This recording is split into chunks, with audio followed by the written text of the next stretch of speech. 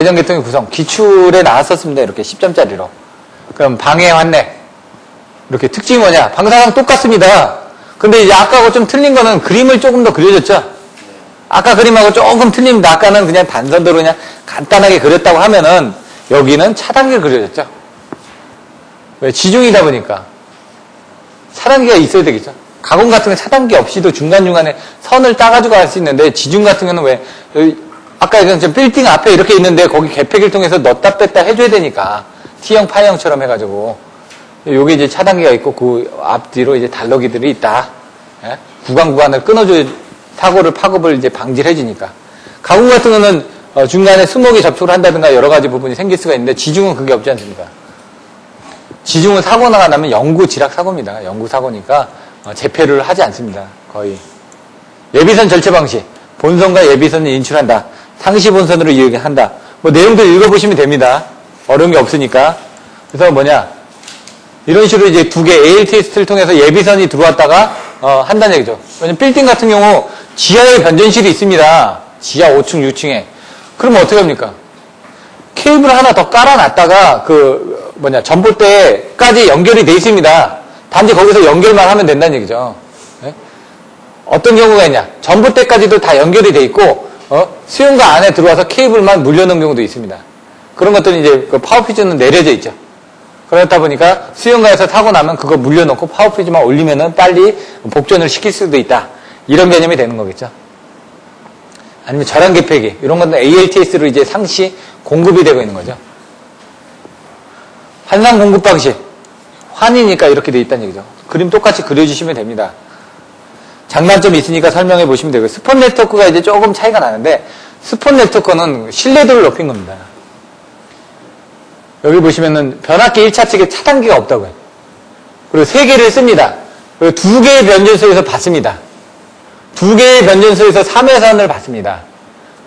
그러다 보니까 여기서 요거를 변압기 1차 측을 정전시키고 싶으면 얘 차단기를 떨어뜨려줘야 되니까 단점이 있다는 얘기죠. 공급 신뢰도 늘어납니다. 얘 떨어져도 이쪽에서 받을 수 있고 얘 변전소 죽어도 이쪽 변전소에서 받을 수가 있죠. 그게 이 2개가 또 같이 연결이 되어 있습니다. 또 병렬로. 선로 이용률 3회선 네트워크 방식이 67%다. 변압기의 2차 측 병렬 운전. 여기가 병렬 운전 한다고 그랬죠? 그러니까 문제가 되지 않는다는 얘기죠. 이쪽에서도 들어오고 이쪽에서. 서로 다른 변전소입니다. 같은 변전소가 아니라 같은 보통 변전소에 가면 45에 60A 뱅크가 4개가 있습니다. 그럼 어떻게 하냐? 2회선 받는다고 그러면요. 이 변압기에서 하나 끌고 오고요. 보통 이제 DL을 한 7개 정도 뽑아 씁니다. 그럼 보통 한 4개 정도 뽑아 쓰거든요. 왜? 나중에 또 추가를 해야 되니까. 그러니까 4개에서 7개 정도에서 한 4개 정도를 씁니다. 근데 여기서 1개 쓰고 이쪽 변압기에서 1개 씁니다. 그것도 잘 쓴 겁니다. 왜? 이 변압기 날아가는 경우도 있거든요. 그럼 이 변압기 날아가더라도 이 변전소가 다 죽는 경우는 없으니까. 근데 얘는 변전소 자체도 2군데에서 받는다는 얘기입니다. 그러니까 더 신뢰도가 좋겠죠. 거기다가 변압기도 3대를 써가지고 양쪽에서 받는데 그것마저도 2차 측을 병렬로 운전했으니까 신뢰도가 좋겠죠. 이 변압기 용량 그래서 얘가 한 대 죽었을 때 130% 과부. 얘가 한 대가 죽습니다. 이 변압기가.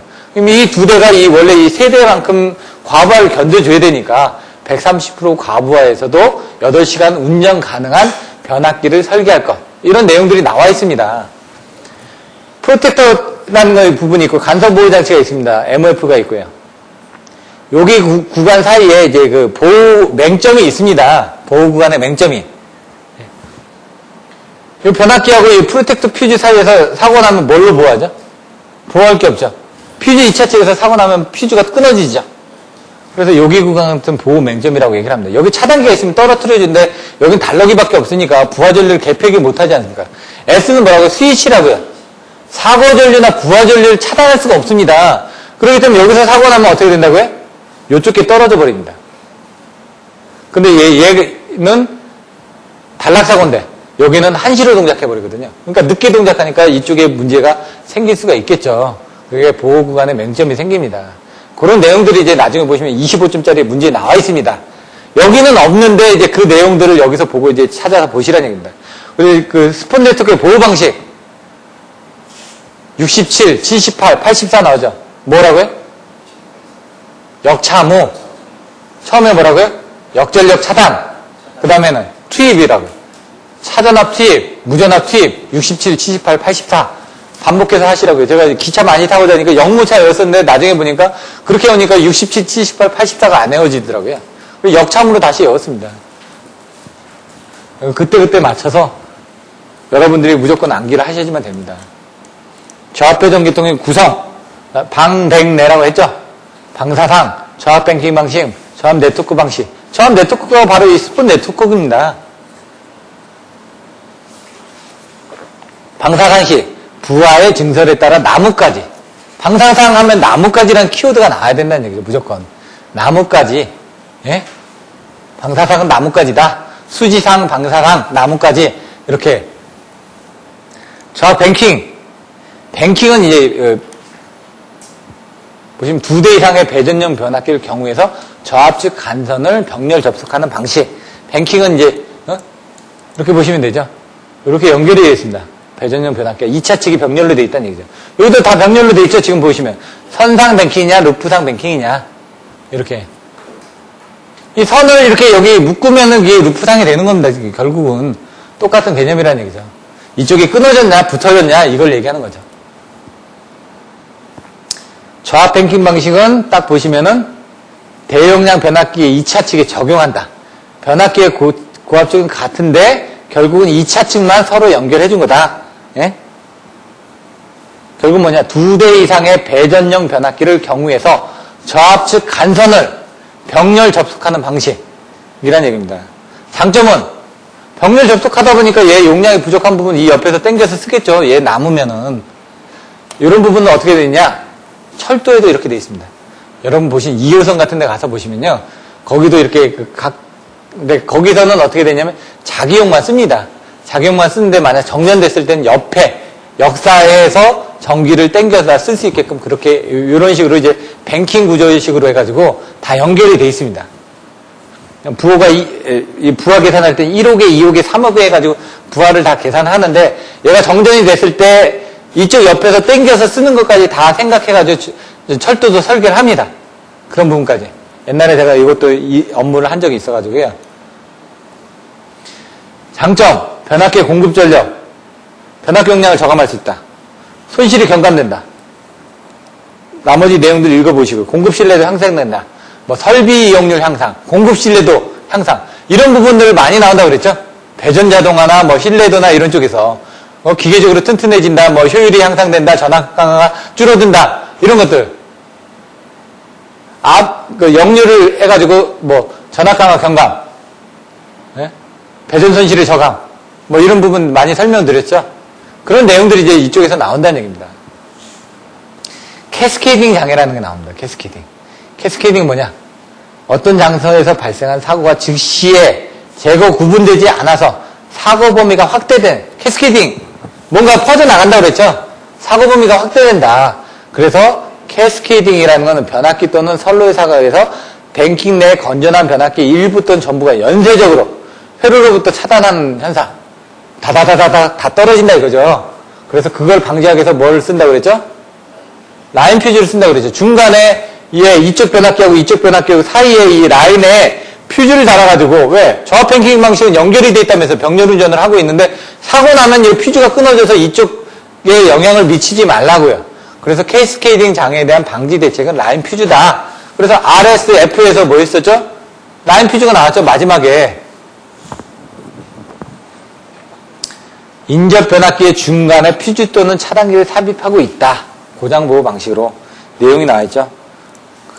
그 내용을 보시면은 구분 퓨즈는, 이런 구분 퓨즈는 변압기 퓨즈보다 빨리 끊어지게 되어 있어야 한다. 왜? 여기서 사고 났을 때 얘가 빨리 끊어줘야지만 이쪽으로 파급사고가 일어나지 않고 그 다음에 얘가 끊어줘야지. 얘가 끊어지면은 얘는 끊어지니까 정전이 되죠. 그러면 어떻게 될까요? 이쪽에서 더 많이 땡겨 쓰겠죠, 지금. 그러니까 이 구분 퓨즈는, 예? 변압기 퓨즈보다 더 먼저 끊어져야 되겠죠. 그리고 이런 것들에 대한 퓨즈 용량들이 저압이 먼저 끊어지니까 이쪽이 더 빨리 끊어져야 되고, 구분 계폐기가 더 늦게 끊어져야 되고, 고압적 1차는 더 늦게 끊어져야 되고, 이렇게 돼 있다는 얘기죠. 그 위에 뭐가 있을까요? 섹셔널라이저, 그 다음에 리컬러저가 그 위에 올라가 있겠죠. 그 배전설레 보요조 부분에 대한 것들을 그림으로 해가지고 어떻게 되는지 14장에 가면 그런 내용들이 또 나오게 됩니다.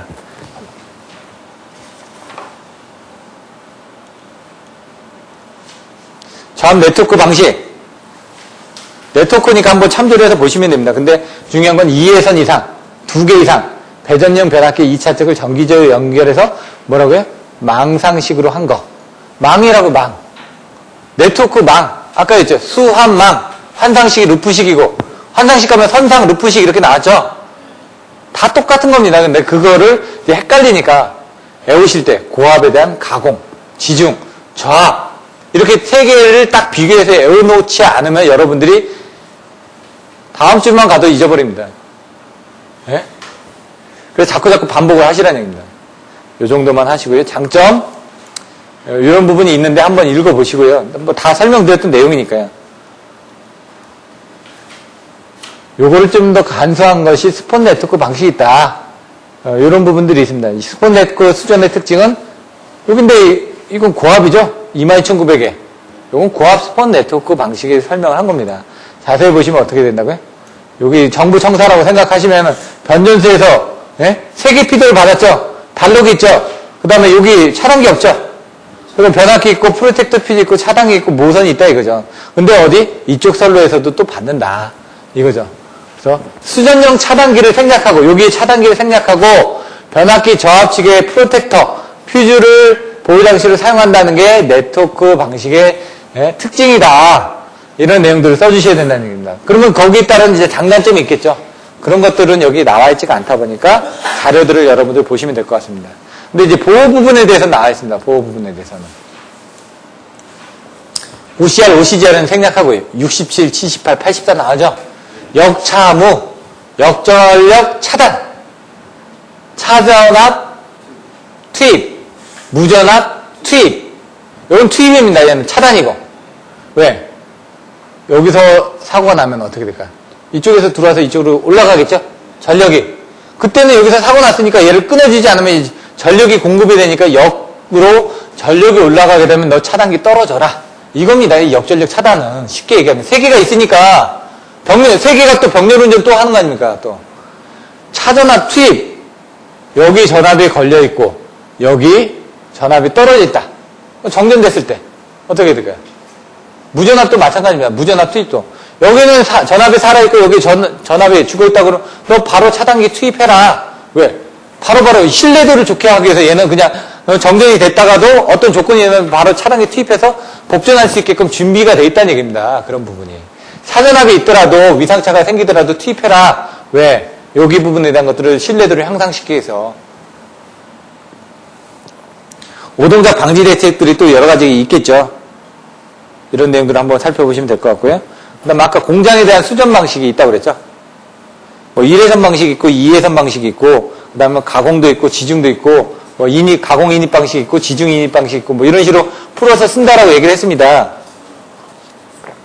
그걸 쓴 겁니다. 지금. 수전 전압이 높아질수록 품질, 신뢰도는 좋아지지만 건설비가 비싸진다. 왜?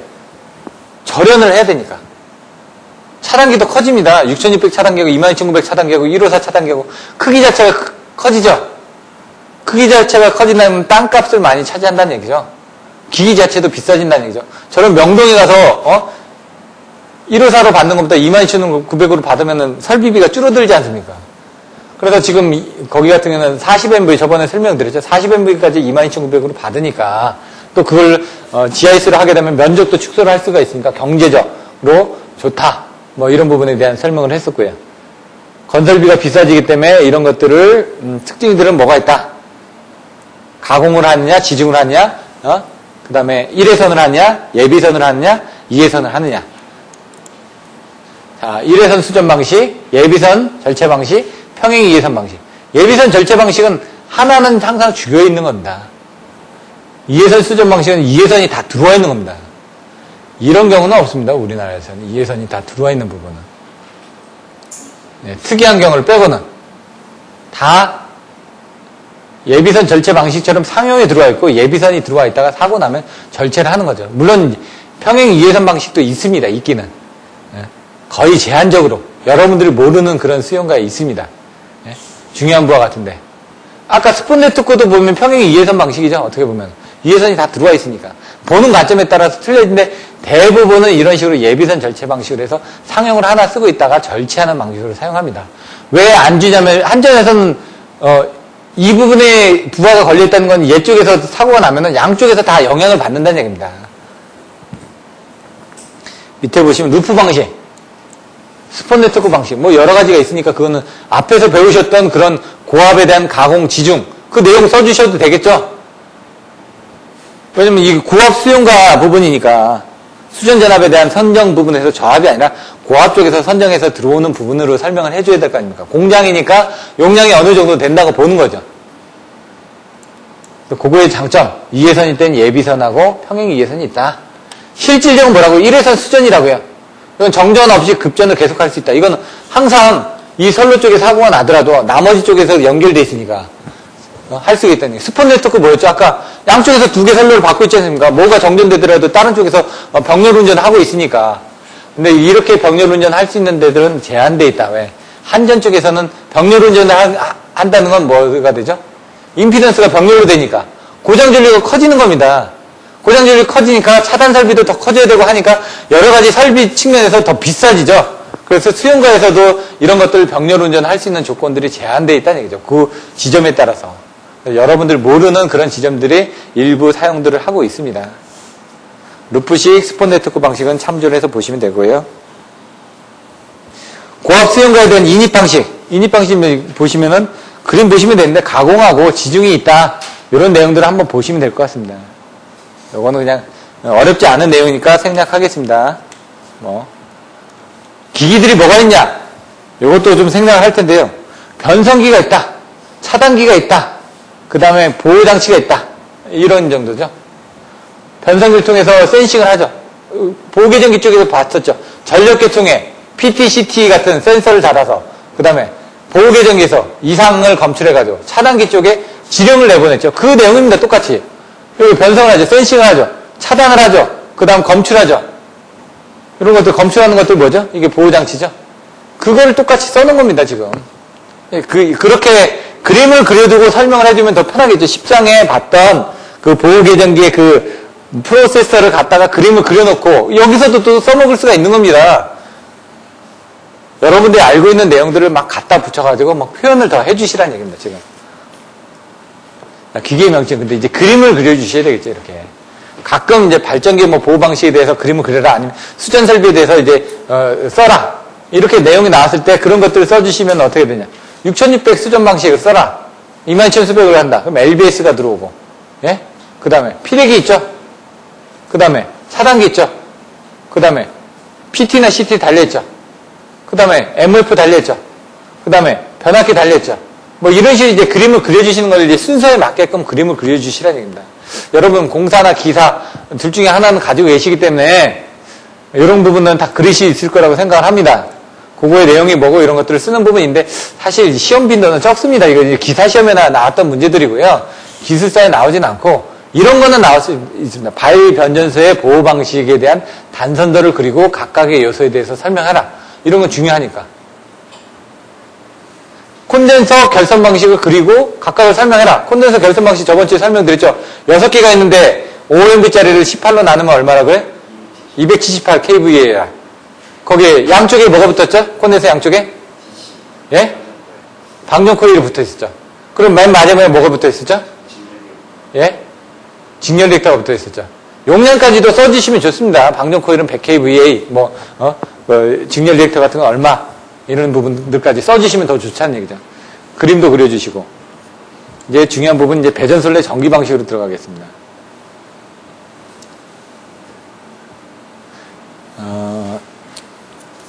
여기도 좀 빨리빨리 넘어가고요. 예, 이따가 다른 그 답안지들을 보고 설명드리는 게 좀 좋을 것 같은데, 3상 3선씩 모르시는 거 아니거든요? 2차 측 델타 결선이다. 근데 변압기 같은 경우는 V 결선을 한다. 이런 정도만 알고 계시면 될 것 같고요. 지락사고에서 지락전류가 적다는 장점이 있기 때문에 이런 방식을 많이 사용한다. 이런 부분 보시면 되고요. 3상 4선씩 2차 측 Y 결선 중성점을 접지한다. 그래서 여러 가지 방식들이 있는데 이때는 직접 접지 개체면이 많죠. 그러다 보니까 지락전류가 커서 고접 헌척 시에 저압축의 전위 상승이 높아지고 통신선에 유도장애를 준다. 이런 내용들 앞에서 다 배우셨지 않습니까? 육장애, 중성접 접시 방식과 뭐예요? 유도장애. 거기서 다 배우셨던 내용들입니다. 그렇기 때문에 넘어가겠습니다. 13.2 중성접 접지를 했는데 이런 것들을 전봇대 보시면 다 접지가 돼 있죠? 50m마다. 그래서 이걸 다중접지라고 얘기하는 겁니다. 우리 배전계통을 다중접지라고 얘기하는 거고 유효접지, 직접접지 뭐 이 내용들이 어떻게 돼 있냐에 따라서 틀려집니다. 배전전압을 루트 3배 했습니다. 그러면은 얘는 안 봐도 답이 딱 나옵니다. 몇 배라고요? 왜? 전압의 자성에 비례한다고요. 전력은. 루트 3배 했을 때. 그러면 이제 승합전하고 승합푸를 비교합니다. 먼저 승합전은 루트 3이고 승합푸는 루트 3의 I-V-로 바뀌었다. 근데 이 부분이 배전전압이 루트 3배 늘어났다는 건 얘가 루트 3배 늘어났다는 얘기거든, 지금. V-가 루트 3배가 늘어났다는 얘기입니다, 결국은. 그렇게 하게 되면은 나중에, 여기는 3이고 이 부분인데 여기 한쪽에 루트 3이 들어가니까. 그래서 여기 가서 보시면은 요 V-I-의 루트 3이 늘어난다. 이 얘기죠? 그렇게 되면 결국 3, 루트 3이기 때문에 결국은 3배가 늘어났다. 이 얘기입니다, 지금. 요겁니다. 요 두 개가 루트 3배가 다 늘어났다는 얘기입니다, 지금. 그걸 이제 풀어서 쓰기 위해서는 승합전, 승합후, 그 두 개를 같이 비교해서 승합후에 대한 것들을 승합전에 거에 대한 걸 집어넣습니다. 왜? 승합후에 대한 공급 전력에다가 승합전에 돼 있던 그 비율을 갖다가 넣었더니 루트 3배가 나오니까 그걸 넣어서 요거 넣어서 계산하니까 3배까지 늘어났다. 이렇게 수식으로 표현을 해주는 겁니다. 답은 알고 있어도 승합전, 승합후, 그 다음에 승합전과 승합후에 대한 비교 팩터가 몇 배고 그거를 승합후에 대한 전력량에다 집어넣어서 뽑아주시면 된다는 얘기입니다. 이것도 답은 얼마일까요? 3.3에서 6.6으로 늘어났다. 속력거리는 몇 배로 늘어나겠죠? 4배죠, 왜? 전압이 2배 늘어났죠. 전압이 2배 늘어났으면 2배의 자승이니까 4배입니다. 뭔가 4배가 됐는데 뭐라고요? 같은 전선을 사용하면 같은 전력 손실 하에 바뀐 게 없습니다. 전력이 4배가 늘어나야 되는데 같은 전력이라고 했으니까 그럼 뭐가 될까요? 보내줄 수 있는 거리가 늘어나겠죠. L이 2배가 전압이 올라갔지만 손실이 같기 때문에 R은 로 A분의 A에서 이 저항값이 지금 4배가 늘어났으니까 그거에 의해서 결국은 거리가 4배가 늘어난다. 이 얘기가 나오는 거죠, 지금. 그렇게 풀어서 써주시면 된다는 얘기입니다. 저압 배전선. 전압에 대한 법은 110, 220, 380. 여기 부분에 대한 것들은 아까 설명드렸으니까 전압 조정 부분 14장 가면 또 나온다고요. 그때 한번 참조해서 보시면 되고요. 이때는 이제 저압입니다. 앞에까지는 이제 고압이었고요. 고압의 접지 방식이나 저압의 접지 방식은 똑같은데 아까 거 같은 3상 3선식, 3상 4선식 이런 것만 나왔습니다. 왜? 고압에는 단상이 없거든요. 근데 저압에는 단상이 나옵니다. 이제 여러분들이 이제 배우시는 게 요거 그냥 간단하게 설명드리고 그 뒤에 가면은 저압 배전선로의 각 전기 방식을 이제 비교를 하는 겁니다. 그래서 단상 2선식, 단상 3선식, 3상 3선식, 3상 4선식에서 여러 가지의 어떤 아까 단면적, 선로 손실, 저항, 용적 이런 거 비교한다고 그랬죠? 전력량, 전선 중량 이런 것들을 비교를 하는 부분이 나올 겁니다. 이제 흐름을 보시라는 얘기죠. 이제 흐름을 보면 아 이거 배웠으니까 그 다음에 이거 나올 거고 왜냐하면 흐름을 알고 계시면 그 다음 장에 나오는 내용도 이해하기가 좋다는 얘기죠.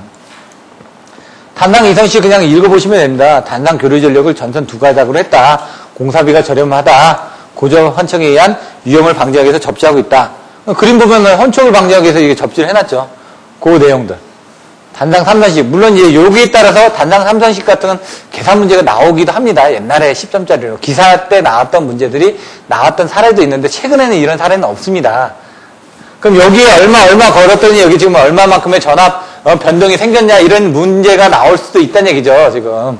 그런 것들은 이제 그 예제 문제들이 있으니까 그걸 보고 살펴보시고요. 여기 가운데는 접질하죠. 여기서 여기까지는 110, 여기서 여기까지는 110, 여기하고 여기 사이는 220이 되는 거죠.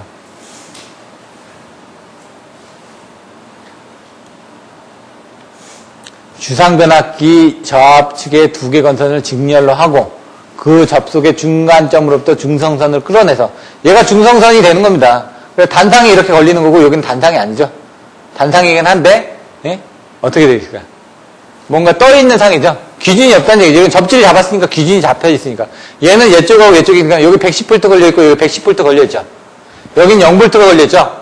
여기하고 여기 사이에 110V가 나오는 거고 여기하고 여기는 110과 110이 있으니까 그 더해서 220이 나온다고요. 아까 간극성, 가극성도 마찬가지입니다. 이런 식으로 이제 계산을 하는 게 간극성, 가극성이라고 해요. 110V 내용 한번 읽어보시고요. 그런데 왜 단상 3식을 쓰냐? 소요전 선량이 적어도 된다. 왜? 선 하나 늘었을 뿐인데 2배로 쓰죠.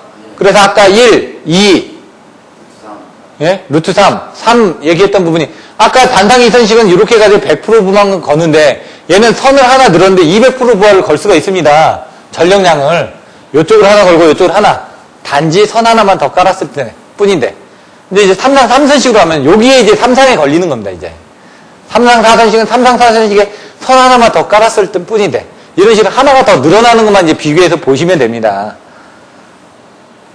부하전압은 불평형이 생긴다. 왜? 항상 이게 평형되게끔 부하를 쓸 수가 없거든요. 예? 같이. 우리가 3상을 쓸 때도 마찬가지입니다. R상을 100A를 썼으면 S상은 뭐 70A를 쓰고 T상을 한 90A를 쓰게 되기 때문에 거기에 언밸런스가 나옵니다. 그러다 보니까 3상 4선식에서의 불평형 유화는 몇 프로? 40%까지 본다. 단상 3선식의 불평형 부하율은 몇 프로? 30%까지 봐준다라는 내성 규정도 나와있죠. 그런 것들도 막 써주시라는 얘기입니다. 이제 알고 있는 부분을 나중에 됐을 때 기본적으로 이런 것들은 다 들어가고 답안지 채울 게 없을 때는 뭐 그런 거 갖다 막 쓰시라는 얘기입니다. 표현을 자꾸 해주셔야 된다는 얘기죠. 내가 이런 것도 알고 있다. 그러면 이제 혹시 압니까? 채점자가 1점을 더 줄지 2점을 더 줄지. 예? 그림 많이 그리고 수식 많이 쓰고 근데 중요한 건 뭐다? 키워드는 나와야 된다. 키워드는. 그 키워드가 안 나오면 기본 점수를 안 줍니다. 이 사람이 뭘 썼는지 방향을 모르니까 제가 지금 자꾸 설명드리는 거 뭐죠? 방향이죠. 이렇게 나가면서 여러분들 책을 배우시니까 그렇게 답안지도 그런 방향으로 답안지를 써주시라. 채점자들이 그래야지 이 사람들이 다 기본서에 있는 내용에 맞춰서 답안지를 이렇게 유출해 나가고 있구나. 논술이라는 건 뭐죠? 서론, 본론, 결론에 맞춰서 쓰는데 내가 어떤 결론에 이끌어 가는지를 보여주는 게 서론에서 얘기를 하는 겁니다. 나는 앞으로 이렇게 하겠다. 본론에서는 이렇게 하기 위해서는 뭐뭐들이 필요하고 그걸 위해서 이렇게 했다. 결론은 이걸 하고 나니까 뭐뭐의 장점이 있었고 앞으로는 이렇게 하는데 문제점도 있을 거고 뭐 이런 부분에 대한 것들. 예? 앞으로의 방향이라든가 이런 것들을 써준다는 얘기죠. 그러니까 기술서라는 것들도 여러분들 앞으로 답안지를 쓸 때도 그런 부분에 맞춰서 채점자가 알기 쉽게끔 한눈에 보기 좋게끔 그런 키워드를 가지고 표현을 해주시라는 얘기입니다. 그림을 가지고 표현을 해주시고 수식을 가지고 표현을 해주시고 중성선이 단선되면 어떻게 됩니까? 전위가 없어졌죠. 0V가 없어졌으니까 110V, 110V가 걸려버리니까 어떻게 됩니까? 220V가 걸리죠. 그래서 이렇게 나오는 겁니다. 그거를 이제 쉽게 보면은 3상 4선식을 보시면 되는데 R상, S상, T상, N상이 되어 있습니다. 여기 이렇게 연결되어 있죠? 여기 이렇게 연결되어 있습니다. 이제 뭐라고? 중성선이 단선이 있다는 얘기입니다. 이렇게. 그러면 얘가 이렇게 110V, 뭐 110V 이렇게 연결되어 있는데 중성선이 단선되니까 얘는 어떻게 됩니까? 이쪽으로 가야 되겠죠? 이쪽으로. 그럼 얘하고 얘 사이는 아까 얼마 걸렸습니까? 220V 걸렸지 않습니까? 그러니까 220V가 걸린다는 얘기입니다. 마찬가지로 이건 3상 4선식에서는 얘가 끊어지면요. 실질적으로는 문제가 안 될 거라고 생각을 합니다. 왜? 여기는 380V거든요. 여기는 220V가 걸려있는 건데 220V 쪽에 이렇게 두 개의 부하가 380V가 걸렸으니까 실질적으로는 440 정도가 되니까 문제가 안 될 거 아니냐라고 생각하는데 그거는 임피던스 차입니다.